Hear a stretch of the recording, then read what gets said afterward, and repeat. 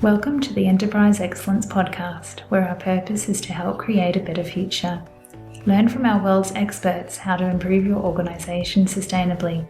Learn how to achieve and sustain an excellence journey for yourself, others, and the planet. And I'm your host, Brad Jevons, coming to you from Brisbane, Australia. We are proudly brought to you in association with SA Partners, a world-leading business transformation consultancy. SA Partners are a truly purposeful company focused on helping organisations achieve sustainable improvement for themselves, others, and the planet. Welcome to episode 86 of the Enterprise Excellence Podcast. Today we have Professor William Halal on the show with us. William is a Professor Emeritus of Management, Technology and Innovation at George Washington University. He has worked with many of our largest organisations globally in the fields of technology and consciousness. Professor Halal has just released his new book, Beyond Knowledge, How Technology is Driving an Age of Consciousness.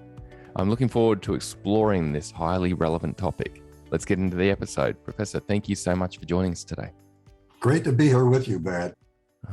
William, what's your backstory? Like I've done a bit of research there, and I know there's a really amazing backstory. But do you mind giving us a bit of a history? I'd love to. I'm very proud of my early years. I was an aerospace engineer on the Apollo program. Wow. Great project. It was great fun. I was a major in the Air Force, and I worked in Silicon Valley. And then I went to graduate school at Berkeley. And while I was there, the free speech movement started up. Oh, wow. And I quickly saw that this was the result of the beginnings of the computer revolution. And I was very impressed by Daniel Bell's book, The Coming of Post-Industrial Society. And it just caught my attention. I thought, boy, if we're leaving industrial society, what are we heading towards? And that just so fascinated me that I've been studying that ever since. I do other things, of course, but that's really been my love. And this book, Beyond Knowledge, is the magnus opus of that line of work. Well, we can see in your history, you worked on some of the most insane technology there's been, from what was achieved with that Apollo work and that side of things, and then into, I guess, the stirrings of age of consciousness through, the 70s and everything in that time. Yeah, that was the beginning of it. That's true. That's right. Well, it's a real blend. And with it, what is the central focus of the book? Like I've had a read through the information, and it's a real blend of here looking at technology and consciousness. But can you explain that for us, please? Sure. The book is basically a study of social evolution. That's the main thing I've done here. I've taken a really hard look at the rise of civilization over millennia. So I plotted the entire rise of civilization using real scales, real data. And all you can see this if you go to a little post of the book at beyondknowledge.org. So this is a real breakthrough, I think. It helps us understand how civilization has evolved. And what we see is that it's a life cycle. It started out very slowly, just like all life cycles do, and it's been rising dramatically just in our lifetime, just the last 200-300 years. It's really amazing, just absolutely amazing. And all life cycles end, and we progress through the agricultural stage, industrial stage, services economy, and the knowledge age, last 2 decades. Now we're going beyond knowledge. And beyond knowledge, by definition, is consciousness, values, beliefs, emotions, all of that higher order thought, the things that computers are not really good at. Computers are good at the objective knowledge, facts, data, all of that, but they're not good at the subjective stuff, consciousness. And the automation of knowledge by artificial intelligence is driving attention up into the subjective realm. That's what's happening now. That's what social media has done. Social media has forced people to move beyond the level of knowledge, the thing that we've been thinking about for 2 decades now, and into this realm of subjective awareness. That's why you see all this controversy and emotion and arguments and things on social media. So we're there now. We're in an age of consciousness now, but It's not a very good form of consciousness. You normally think of consciousness as enlightenment. Well, this is not enlightenment yet. It's a very crude form of consciousness. It's similar to what happened when the Gutenberg printing press introduced publishing 4 centuries ago. That was followed by decades of fierce wars throughout Europe, and it led to the Protestant Reformation. So a big burst of knowledge like this is hard to handle. We've got to come to grips with it. We have to master this new consciousness and turn it to solving the crises of our time. That's what consciousness is about. Yeah. It's being responsible for where you're heading in the life cycle of evolution. And the crises, of course, are climate change, the pandemics, inequality, things like that. Those are enormous problems. And they are formed the challenge that this new level of consciousness has to address, or we're not going to survive as a civilization. I think it's that tough. It's a crisis of maturity, crisis of global maturity is what I call it. Yeah. It's amazing how you describe that. Like I'm a real history buff, and, you know, I read books on that era when the printing press came out and the impacts of that. And it's amazing that you've studied the whole history there and you've seen that life cycle play out, I guess, multiple times as we've made big technological leaps. So right now we've got this leap of knowledge coming in, awareness with social media and the absolute abundance of information, I guess. And William, I'd really keen to ask you something that's pertinent right now. Like right now with social media and what's happening in the Ukraine, I just see I see it as a benefit in a way that you can just see what's going on. There's no curtain there. Like you see what's happening. And I'm guessing that even the Russian people see what's happening to some degree. That's exactly right. You know, that's what I think Putin underestimated. He didn't realize the world had changed. It's not the old world of 20 or 30 years ago. The digital revolution has united the world, really, with social media. In fact, the Guardian newspaper called this the world's first TikTok war, which is a nice phrase. I think that's exactly right. That's why the entire world is aware, as you point out, Brad, and they don't like it. They see that it makes no sense. It's just brutality for the sake of brutality. The Russian people don't like it. The Russian people are equally aware of what's going on, and they don't want to see their sons killed needlessly. They don't dislike the Ukrainians at all. They think Ukrainians are neighbors and friends. They have relatives living in Ukraine.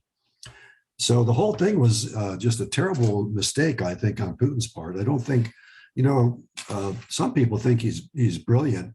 In a way, he is, but I think he missed the whole point here. This was a really stupid mistake on his part. He's going to pay very dearly for it.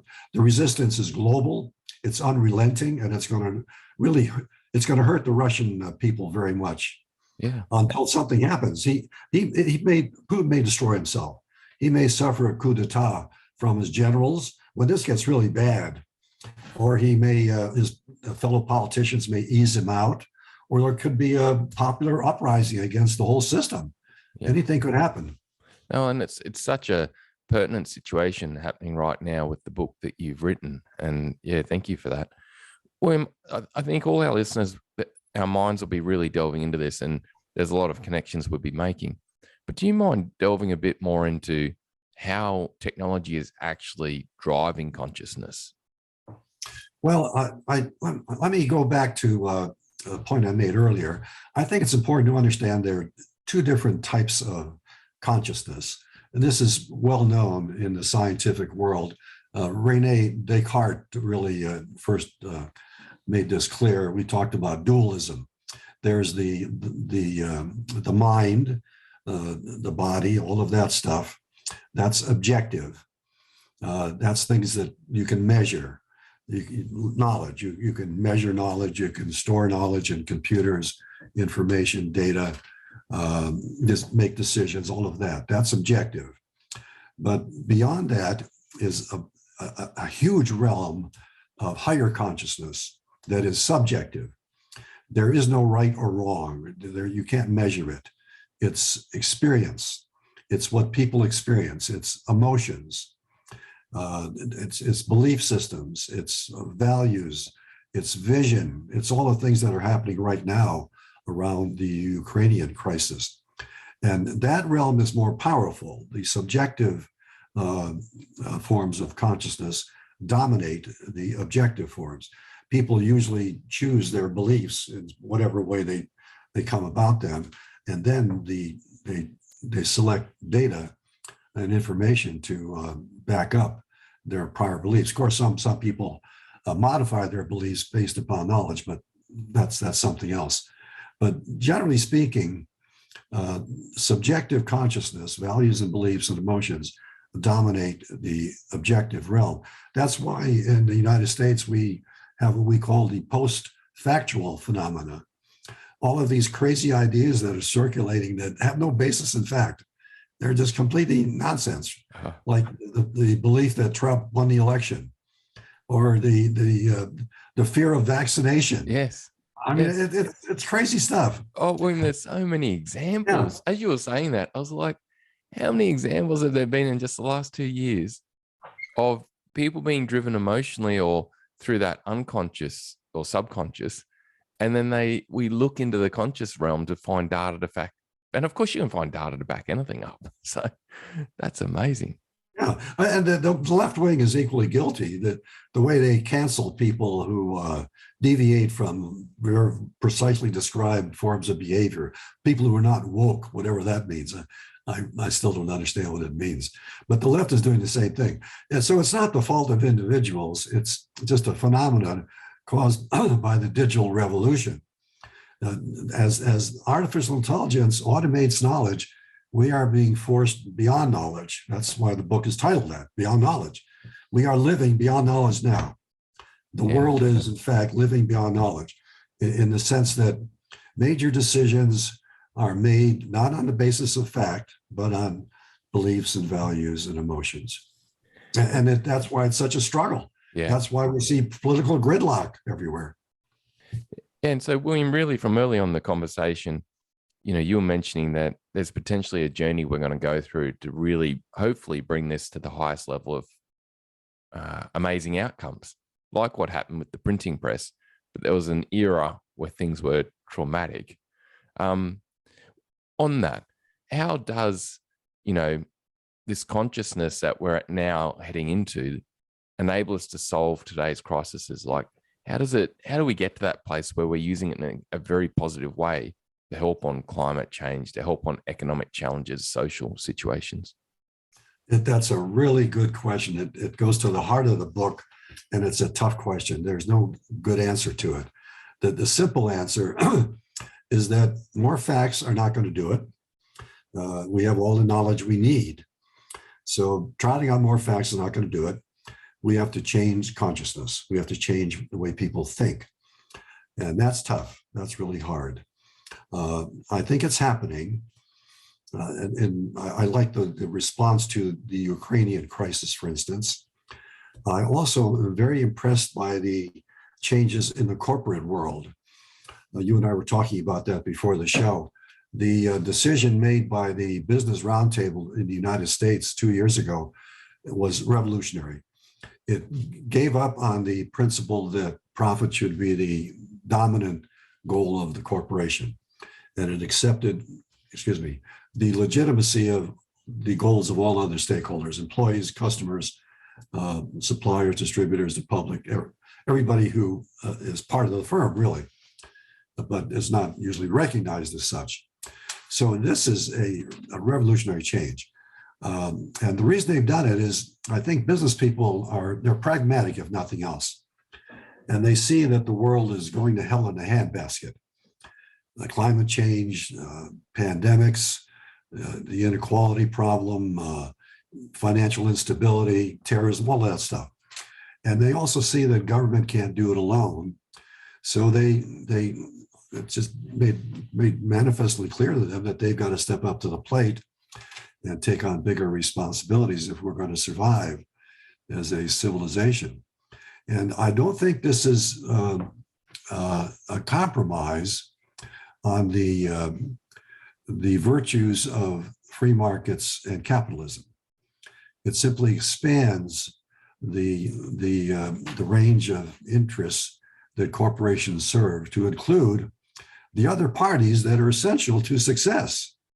Now, that's the way to see it, that employees and customers and the public and all of those other constituents are resources that the corporation needs to perform well. So I've studied this extensively as a socio-economic system.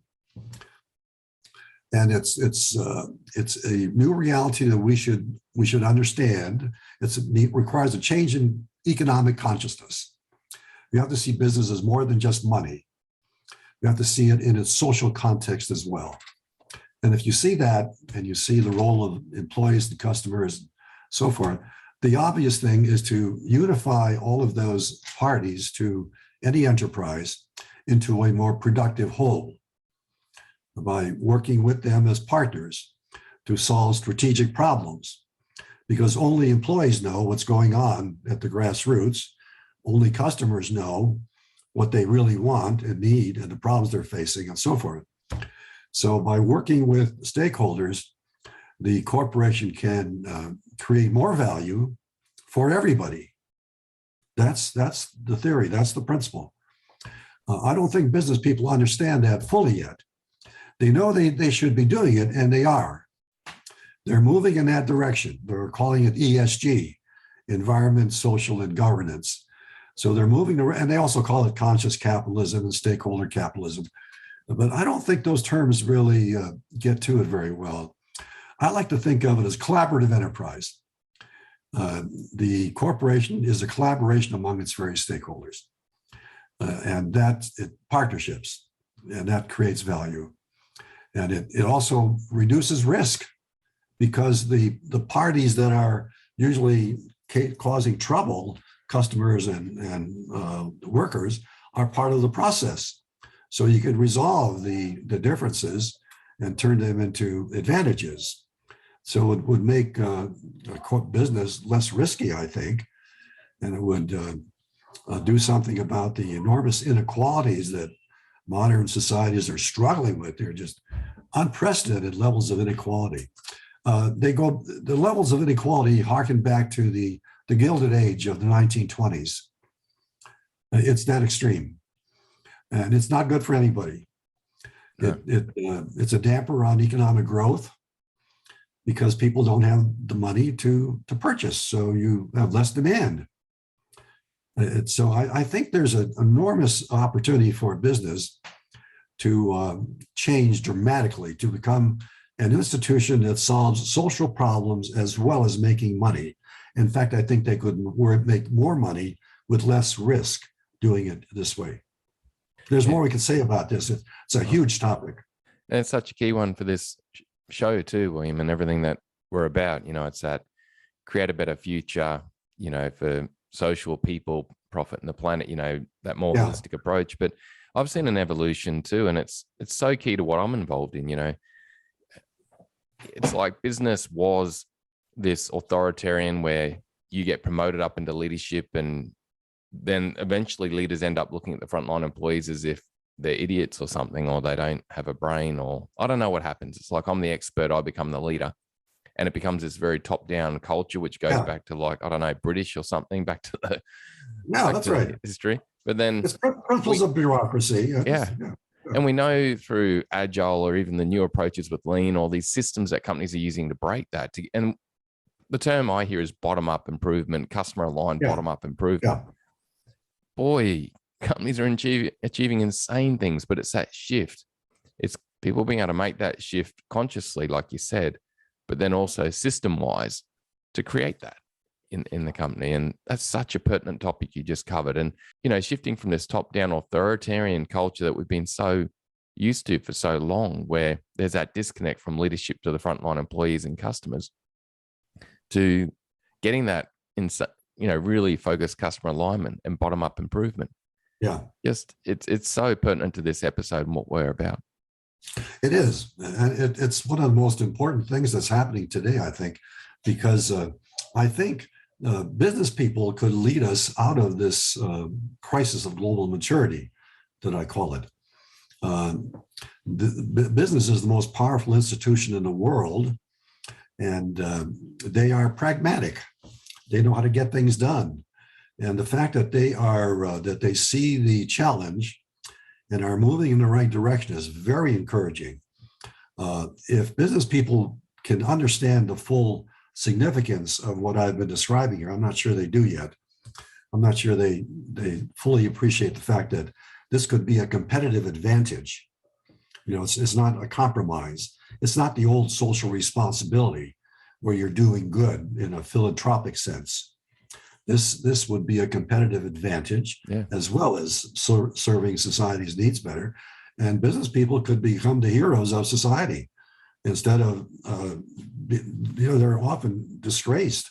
Most of the people I know hate business. They have a horrible impression of business people and corporations. They over decades of behavior, they've seen such horrible things happen that they are convinced that corporations are greedy and will only do things that make them money. It's a terrible reputation, just terrible. Yeah, and in the last 5 to 10 years, there's been an amazing shift. Like you and I were chatting before the show about, for me, 5-10 years ago, environmental was not even up in the top 2 with most companies I spoke to. Yeah. Now the majority of them, it's number 1 or 2. But there is a clear win-win, and boy, the ones that really nail this more holistic approach, like you said, to create that greater consciousness in the organization and that greater engagement and alignment and the energy they get out of it, but also the competitiveness they get, it'll eat others up. Like they'll end up really being, it's a win-win, isn't it? It is. If they can carry it to the level that's needed. Right now, they're still dabbling with it, I think. But I think it's changing dramatically. I was heartened by the fact that the Fortune magazine accepted an article of mine that is a full-throated call to transform capitalism into what I call collaborative or democratic enterprise. I mean, I don't mince any words here. And they accepted it. Now, that tells me a lot. I don't think they would have accepted this piece 10 years ago. No, the fact that they are going to publish this tells me that it's here. They know it's here, and they're trying to get their readers to think about it seriously. Yeah. William, I've got a question that might be out of left field a bit here. The positive of where we're going is that we've got amazing access of knowledge. Our consciousness is evolving. There's a dangerous time potentially to come because of basically, you and I spoke about a number of the examples over the last 2 years where we'll go to that subconscious level, choose a path, and then we can draw on whatever data we want to justify it. Right.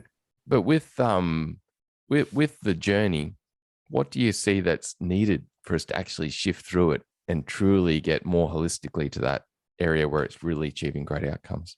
Another great question. Boy, you're really on top of this, Brad.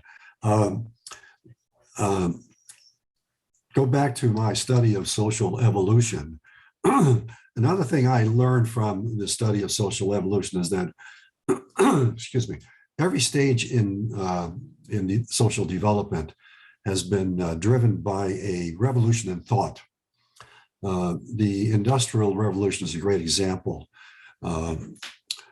Industrialization took off because of what the great sociologist Max Weber called the Protestant ethic, a very famous book, The Protestant Ethic and the Spirit of Capitalism. And he argued that the Protestant ethic is what drove capitalism, the belief that to serve God, you should be diligent about your business, making money, save your money, invest it, work hard, all of that sort of thing. That was the economic man model. And that's what drove industrialization for the last 100 years. Now, we need a different revolution thought now.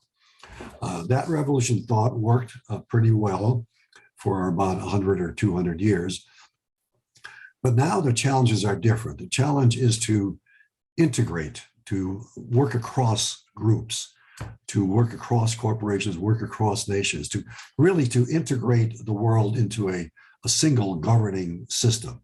That's really what it amounts to. That doesn't mean a world government. It doesn't mean stamping out diversity or bureaucracy and any of those things. It simply means that it recognizes that the world is in fact a single system now. It's economically integrated and electronically it's integrated. So it's operating as a single system now, but we just lack the governance mechanisms to do it well. And that's why we have all of these problems. So what we need is a global consciousness, is what I call it, and other people have used the same term. A set of different model, a different vision for where the world is heading that would be sustainable. The present global order is not sustainable.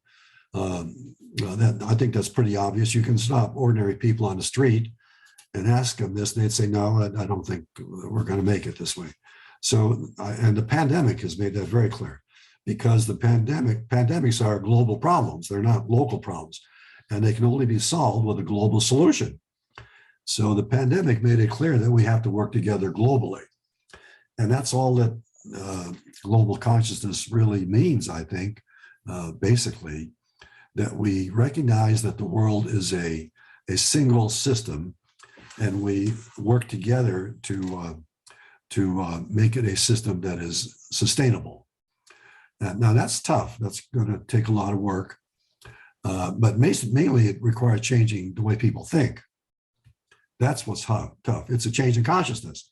We need a revolution of thought, just like the revolution of thought of the Protestant ethic. And I think it's likely come. We did a study at my company TechCast, pulls the knowledge of hundreds of thought leaders around the world to make most informed decisions on tough issues that are hard to handle any other way. And we forecast all breakthroughs in emerging technologies, social trends, wild cards, things like that. But we focused on the what I call the mental spiritual revolution that we think is coming, the revolution to a global consciousness. And our estimate is that it's likely to happen about 2030, 8 years from now, plus or minus about 5 years. I think that's a pretty good forecast. I think we're likely to see it happen by somewhere around the end of this decade. In fact, it could happen in the next few years. I love that world you described there. Like in a way, don't we know, with the World Wide Web and with social media and the speed of communication, we've got the system. There's this global system now where we're all connected. And yeah, exactly. And it's now like you said, the way we think and the governance of it to basically take us there. And you can see the fragments of it already, with the United Nations and a lot of the things that were put in place after World War II. Well, the United Nations has been a flop so far. It could be rejuvenated if we develop a global consciousness, perhaps. Yes. But yeah, in fact, the Ukrainian crisis could work out to usher in a global consciousness. If this works out the way I think it will, even if Russia occupies Ukraine, the Ukrainian people are fiercely resistant against this, and they're supported by the Russian people. The Russian people don't like this either. Yeah. So the pressure on Putin is enormous, enormous. The whole world is against him. He's a pariah. I don't see how that can continue. I think the pressure will increase to the point where the generals will stage a coup d'etat against him. When it gets really bad, when tens of thousands of Russian boys are brought back home dead, and their economy is a shambles. Yeah. And the Russians could stage a coup d'etat, maybe a soft coup d'etat. The politicians and his oligarch friends could ease him out somehow, or there could be a popular revolt against the whole system. And if one of these things I think is likely to happen, I don't think this invasion of Ukraine is going to withstand the pressures. And in the next 2 or 3 years, when Putin goes down, that could change the whole attitude of the world. that could be a turning point that says that where everybody says, we got to stop this fooling around. We got to stop this conflict. We've got to start working together. Yeah. That could do it. Yeah. And it's a simple change of thought, isn't it? It's just a change of thought of, I guess we've had that evolution through history, haven't we? Where originally you basically probably focused on your family like crazy. Then you focused on maybe your tribe like crazy. Yes, that's right. Then we've focused on our region, and a country, city, yeah. And then up to now where we're probably at the stage where there's this blend of country. Yeah. Country, superpower versus global.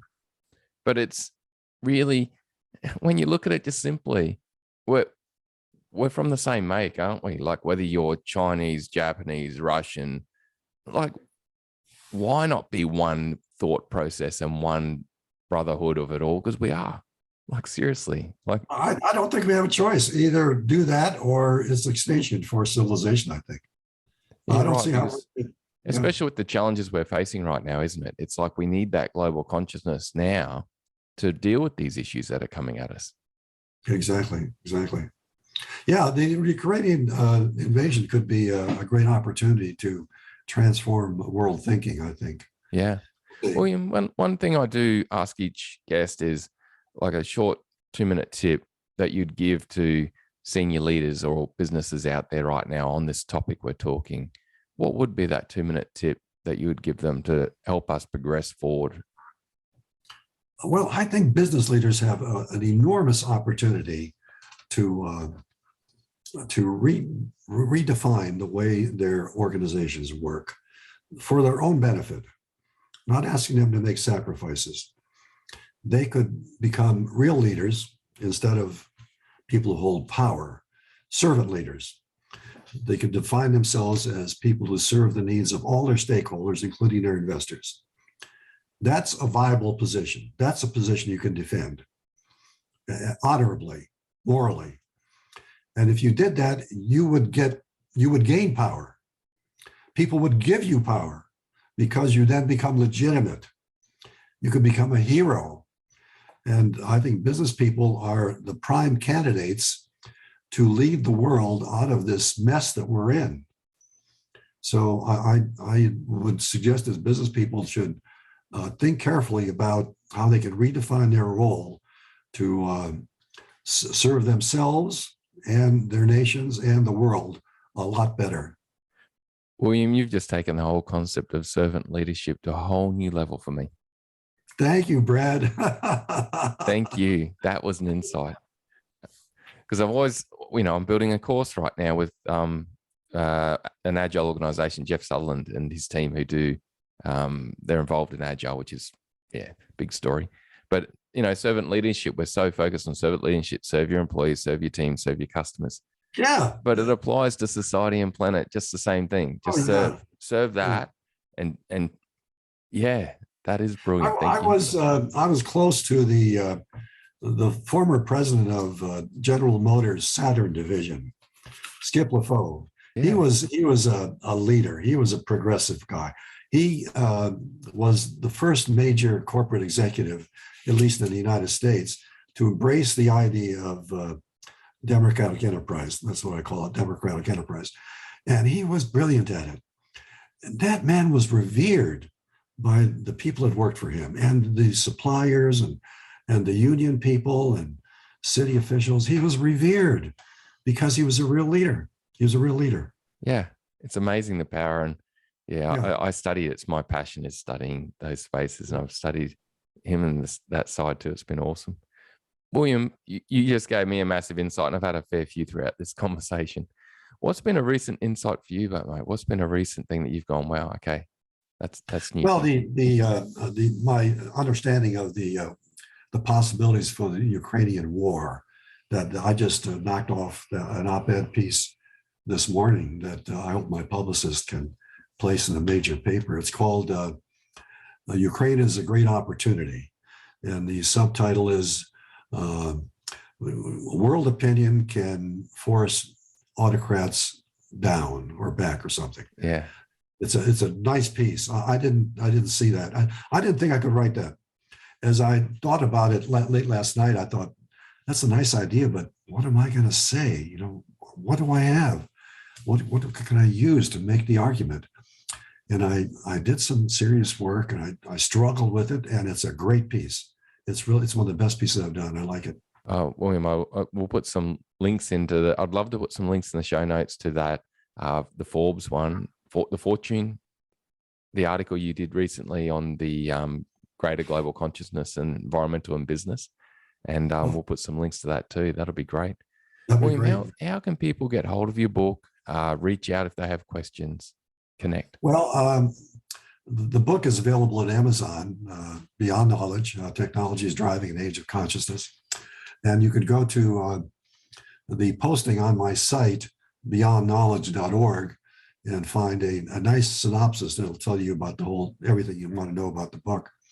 Or you could just go to my site, billhalal.com. I do a newsletter it's a remarkable newsletter, I think. It's not really a newsletter, it's a research forum. I use the 10,000 readers I have as participants in action research, where we do studies on all of these tough issues. We pool the knowledge of the readers. And so every issue is a little study, and we present the results. Everybody participates in it. So collectively, the readers all know what's going on. They all see what's happening. And the results are their results. They're not my results, it's their results. So I encourage you to take the newsletter. You can find it at my site, billhalal.com. That's Halal. Yeah. Halal, Halal. And I'll be getting onto that straight away after we finish recording. That sounds amazing, especially it's such a topic of passion for myself too. And I've so enjoyed the conversation. Mate, thank you so much for coming on, sharing your knowledge, doing everything you do and will do, and helping us create a better future. Really appreciate it, Bill. Thank you, Brad. It's been great. Cheers. Bye-bye. What a great episode. Remember, you can go to Bill's website, billhalal.com, to get hold of articles he has written, gain more information on his book, and connect to his community through the newsletter. This is truly an episode that will help organizations, society, and our planet into the future. Please share this episode with others, like and subscribe to share through our connected global network, and help others gain insights on how to create a better future. There were two key takeaways for me from this episode. One, the system for global consciousness is there. It is about thinking and governance now. And secondly, servant leadership inside and outside the organization. The first key takeaway for me was a conversation about the system for global consciousness being in place now. I really gained the understanding from Bill that it's our way of thinking and global governance that counts now. Currently, there are examples like Bill and I discussed of our subconscious consciousness and emotions being divided. You know, our thoughts and emotions driving us to look for conscious data to support that and leading to divided thought on key topics and sometimes extreme outcomes. On a key topic like climate change, respect for wildlife, and respect for people around the world as a whole, it would be amazing for us to see us unite our consciousness. Imagine a world where on these topics we were united, working together as a global entity to improve for the future. It's all there, it's at our fingertips. It would be amazing to see it play out. The second key takeaway or insight from Bill was a discussion on servant leadership being greater than within your organization. Servant leadership being about your customers and serving your people, but also serving society and the planet. Wow, that's a powerful insight. You know, a thought like that can rapidly shift our thinking and will unite and help us create that global consciousness we're talking about rapidly. What an amazing episode.